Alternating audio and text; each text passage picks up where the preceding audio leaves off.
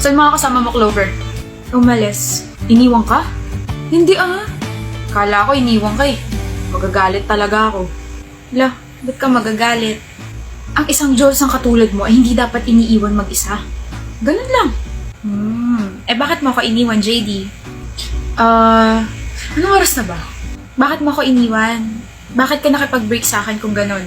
Kapal ng mukha mo magsabi hindi dapat ako iniiwan, ikaw nga yung gumawa nun. Grabe, nasisilaw ko sa araw. Tanga, gabi na. We? Bilis naman ang oras. Naka-move on ka na ba, ha? Sakit ng likod ko. Ako, oo. Ano? Naka-move on na ako. May bago na nga akong boyfriend eh. Mas better sa'yo. Kailan pa? Ang sakit ng likod ko. Come on, kailan pa? Sakit sa mata ng gabi. Clover, dali na kasi. Last week lang. Seryoso? May iba ka na? Siyempre joke lang. Ang tingin mo sa akin, mabilis maka-move on. Kinabahan ako rin At bakit? May feelings ka pa sa akin, no?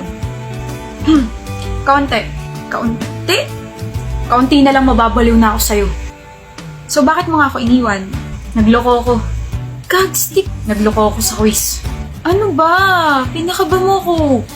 Girlfriend ko hinahanga ng mga estudyante dahil matalino na maganda pa. Samantalang ako, nag-cheat sa quiz. Bobo ka kasi. Bobo talaga ako. Ano? Bobo ka kasi. Nandito naman ako, tutulungan kita. Nahihiya kasi ako. Mahiya ka talaga. Ang talino at ganda ng girlfriend mo tapos ganyan ginagawa mo. Kaya tara na. Saan? Magbalikan tayo at tuturuan kita sa mga subjects na nahihirapan ka. Oy, nagniningning yung mga mata. Oo na. Masaya lang ako kasi hindi na kita ex. At hindi ka na magtatanong ng why kung bakit kita iniwan. Nasingit mo pa yung variables ha. Kilabutan ka nga. 1, 4, 3. Takti. Nasaan na yun? Yung Aria? Nasaan na yung kabit mo, Cleon? Wala akong kabit. Meron. Nakita ko. Wala nga. Meron. Desisyon ako. Kung ako sa'yo, aamin na ako at ilalabas ko na yung kabit ko para hindi na humaba pa itong usapan na to. Ayun nga yung problema eh. Hindi ako ikaw, kaya bakit ko ilalabas yung kabit ko? So, meron nga. Ano? Meron kang kabit? Wala. Wala. Wala. Wala. Walang yakang! Ay! Ano ba? Nasasaktan ako. Masasaktan talaga kung iilag ka. Ano yan? Aria? Sa labas na tayo mag-usap, please. Tumabi ka. Extension? Oh, please! Nakakailang takes na tayo tapos hindi pa rin maayos yung pagkakakabit nyo na extension. You are all useless. Pasensya na po, Miss Athena. Hindi yata po nakabit ng maayos. Ano hindi yata? Stupida. Hindi talaga maayos yung pagkakakabit. Calm down, Athena. Calm down? Stupid stylist. Stupid production. You are all stupid. Sinasayang niyo yung oras ko. Baka nakakalimutan niyo na ako ang pinaka-busy rito. I still have a mall show to attend after this shooting. Pero ganyan kayo kabobo. Ano ba, Athena? Isa ka pang hampas lupa ka? Extra ka na nga lang dito, hindi mo pa ayusin yung trabaho mo. My gosh! Athena! Did you just raise your voice, Aldi? Hoy, kung hindi ko tinanggap tong project na to, you could have ended with some actors who's not even famous. It means, walang manonood ng teleserye na to kung ibang makakapartner mo. You should all be thankful dahil nandito ko. You should all be thankful dahil sa sweldo kayo dahil sa akin. Mga bobo. Tapos ka na? Direk. Pagsabihin mo yung team mo at ang bobobo, baka pwedeng bumalik na tayo sa pag-shooting, ano? What? Ikaw ang nagsasayang sa sarili mong oras, Miss Athena. Sa kakadaldal mo, malapit na mag-alas 6 at malapit na yung mall show mo.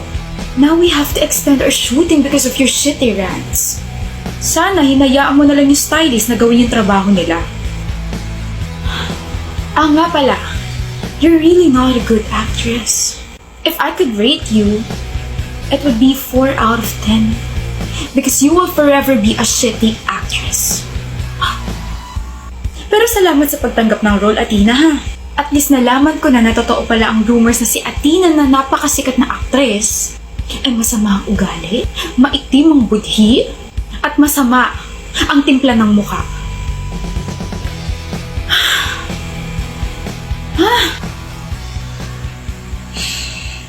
What a surprise, Heidi. You look like a mess. My husband's not here. Baka nang bababae pa ulit. Bigay mo na sa akin asawa mo, Zanea. Seryoso ba? Pumunta ka rito para sabihin lang yan? Hiwalayan mo na siya. Ako na mahal niya.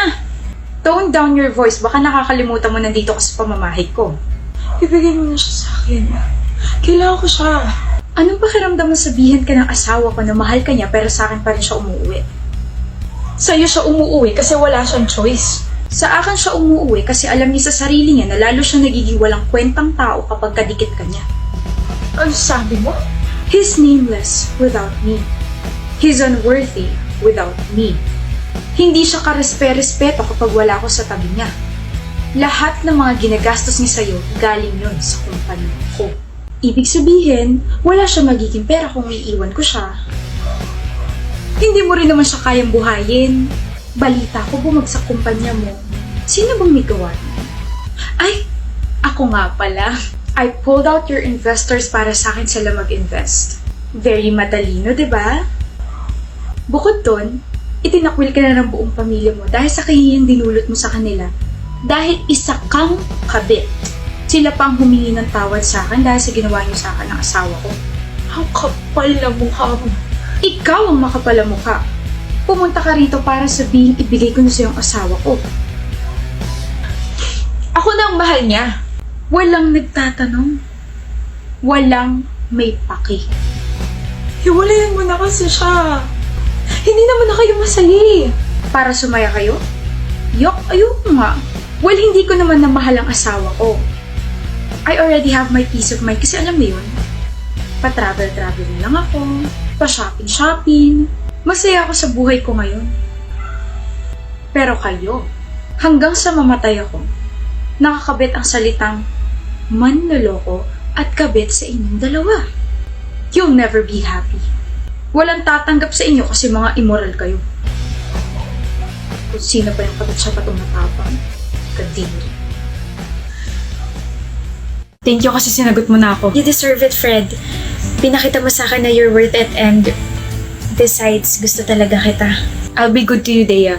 I'll be your best boyfriend ever. Mamahalin kita, iingatan kita, and I'll keep my promises. Remind ko lang na alis tayo bukas ha. Sasama tayo sa outing nila mama. Okay, B. Huwag kang mag-short day ah. Huh? Pero mainit, tsaka sa resort tayo pupunta. Hindi ka rin pwede mag-bikini. Wear something that can cover your whole body. Ito na naman ba tayo, Fred? Magsiswimming tayo, hindi tayo pupunta sa malamig na lugar. Hindi ka nga pwede mag-short. Gawin mo na lang yung sinabi ko. Okay? E di magsisleeveless na blouse na lang ako. Eh di huwag ka na lang sumama. Buisit. Obi, anong ginagawa mo rito sa bahay? Ano sabi mo? Gagala ka? Oo, di ba tinext ko na sa'yo? Gagala kami ng friends ko kasi friendshare namin ngayon, which we've been doing every year. I also sent you the other details like manonood kami ng sine, kakain, maglalaro. O anong ginagawa mo rito? Pumayag na ba ako? What? Pasok. Hindi ka gagala kasama ng mga friends mo. Bakit? Eh, pumayag naman na yung parents ko. Eh ako, pumayag na ba ako? Di ba hindi pa? Pasok. My friends are waiting for me, Fred. Wawala ako rito. Fred! Gusto mo bang magbasag ako ng gamit? Ha? B, tayo na lang yung magbanding. Di mo lang ako boyfriend. Best friend mo rin ako. Kaya pumasok ka na bago pa mag-init tong ulo ko. Good girl. Sino ka chat mo? Groupmates, wait lang Bea. Nag-uusap kasi kami tungkol sa thesis. Lalaki? Anong lalaki? May lalaki ba sa mga groupmates mo? Meron, 2. Block mo. Ano? I-block mo. Sabi ko sa'yo, di ba? Huwag kang makikipag-usap sa ibang lalaki. Ayaw ko rin na lumalapit ka sa kanila. Pero Fred, groupmates ko to. Ako yung leader. Iba-block ko sila. How can I even talk to my members about sa thesis? Excuse mo ba yan? Parang mang lalaki ka? Ikaw pumili ng mga members mo, no? Malandi ka talaga. Yung prof namin yung pumili ng members. Ano ba? Ako o yung mga groupmates mo mga lalaki? Ano? Mamili ka! Pati to big issue sa'yo? Fred, nag-aaral lang naman ako. Deya! Ako o yung mga groupmates mo? Yung thesis ko. Sabi yung pumili ka eh. Yung groupmates ko. You're choosing them over your boyfriend for 2 years? Kailan mo lang naman nakilala yan ah? Kailan mo lang naman mga nakasama yan ah? Pinapapili mo ako, di ba? O yan, nakapili na ako. Ano? Mabibigyan mo ba ako ng grade kapag ikaw yung pinili ko? Gagraduate ba ako kapag ikaw yung pinili ko? Ikaw ba yung madidisappoint kapag hindi ko na itawid to? At higit sa lahat, ikaw ba yung nagpapaaral sa akin, ha? My gosh, Fred! Hindi pa ba sapat yung assurance na binibigay ko sa'yo simula nung maging tayo? Araw-araw, gabi-gabi, sinasabi ko sa'yo lahat. Binibigyan din naman kita ng access sa phone ko.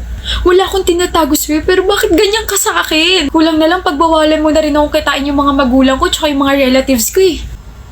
Okay. I just love you. Okay? I just love you, Dea. Well, selfish ang pagmamahal mo. Selfish ka. Pagsisisihan mo to. Maghahabol ka rin. I'm so done with you, Fred. Sakal na ako. Magwawala ako rito. Gusto mo, tulungan pa kita eh. Magbabasag ako, Dea. Hindi na kailangan dahil basag na yung ulo mo. Break na tayo. Gianna? Yes? Hi, I'm Simon. Your blind date for tonight. Oh, hi. Humayo ka na at magpakasal sa taong pinagkasundo sa'yo. Sundin mo ang mga magulang mo. Huwag kang mag-alala. Habang buhay kitang mamahalin binibini.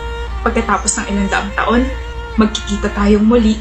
At pagdating ng panahon na yun, kaya na kita ipaglaban sa lahat. Totoo ba yan? Magkikita tayong muli?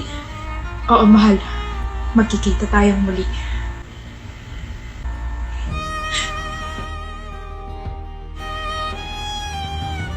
Kamusta, Binibini? Masaya akong makita kang muli. Aking mahal.